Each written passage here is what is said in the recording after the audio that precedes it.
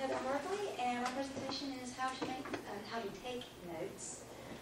We're going to go over why we need notes, the common mistakes people make when taking notes, what the triple play is, and steps for effective note-taking. Why we need notes. First, you're going to go to a lot of meetings over your professional career. You're going to go minimally about 10 per week, which comes out to 5,000 a decade and 25,000 over your whole professional career, and that's conservatively. You'll probably be a lot more than that. It helps you to take action, which we will go over later. Also, it helps convert stuff from your short-term memory to your long-term memory when you write it down. Memory short-term does not last very long, and write it down, it helps to embed that thought into your brain. Common mistakes. People write too much or the wrong things. You write too much, you'll miss a lot of things that the speaker is going over.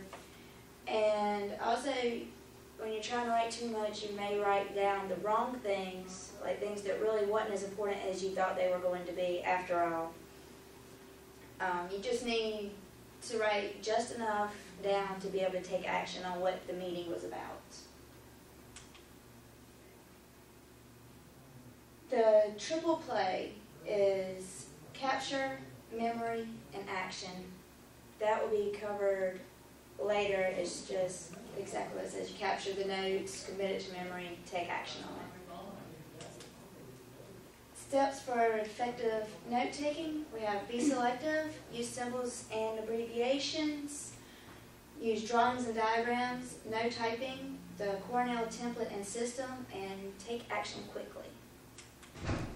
First, be selective. Speaking versus writing. The average person speaks 140 words per minute, while the average person can only write 25 words a minute. So you're catching about 1 in 6 words that they're saying, so you're not going to catch everything you need. What do you need to write? Who needs to do what, when? People, places, deadlines, that's it. Because you can't act on everything, so you don't need to write everything down. If you're writing too much, you'll miss the eye contact with the speaker or your boss. You'll miss the speaker's cues, body language, what may be important that you definitely need to write down. And non-participation. It's made worse if you actually are given a copy of the presentation, because people tend to use the presentation for their notes rather than writing down their own notes. They're also more likely to look at their own copy instead of the presentation up on the screen and read ahead and miss the extras that are said about the current slide. And also, if you're taking more notes, then you're participating less. You're not getting involved in the conversation. You're not getting your thoughts out there. Also, if you're taking less notes, your handwriting, when you're being selective, you'll be writing less, and it makes your handwriting more legible, so you're able to use your notes better. Use symbols and abbreviations. Use the symbols for who, what, when, places. You can use abbreviations. They've recommended using different symbols for different key people. Also, Also, the podcast talked about how whenever he was writing his notes, he would put a cloud around information if it was something that he needed to act on, and he would put a square around a note if it was something he could delegate to someone else. Abbreviations. People say, I don't use abbreviations because then no one else can read my notes. They're your notes. Nobody else needs to be reading them. If your supervisor wants to see your notes, then they can ask you what your abbreviations mean.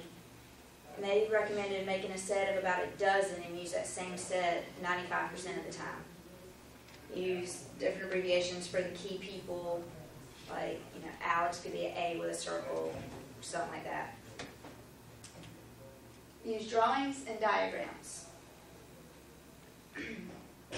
The brain doesn't store words, it stores associations. If you make drawings and diagrams about the key points of the presentation or what the speaker's talking about, then you'll be able to remember it better. If you draw, the symbol for a person's name and then an arrow to what they need to do, like a flow chart or something, then you're able to associate it better in your mind and you can remember it better.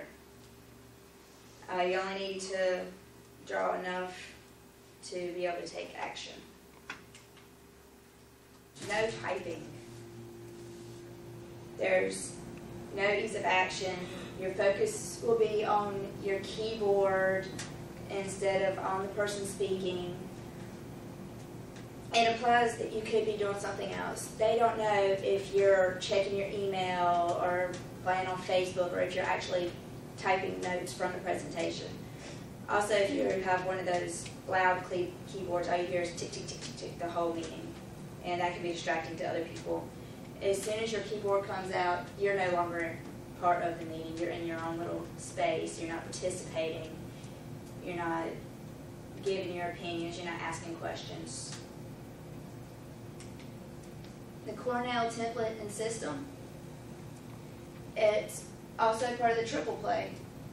This area right here, it's the right 75% of the page. You use that to capture. It's the first part of triple play. That's where you write your notes. No punctuation, no conjunctions, participles, anything, just nouns and verbs. Who, what, when. For example, instead of writing, we need to meet on Friday at downtown Atlanta, you just write, meet Friday, Atlanta, downtown. Right here, the 25%, you leave that blank during the first stage of the triple play, during the capture. You leave that blank. That's for the memory to action.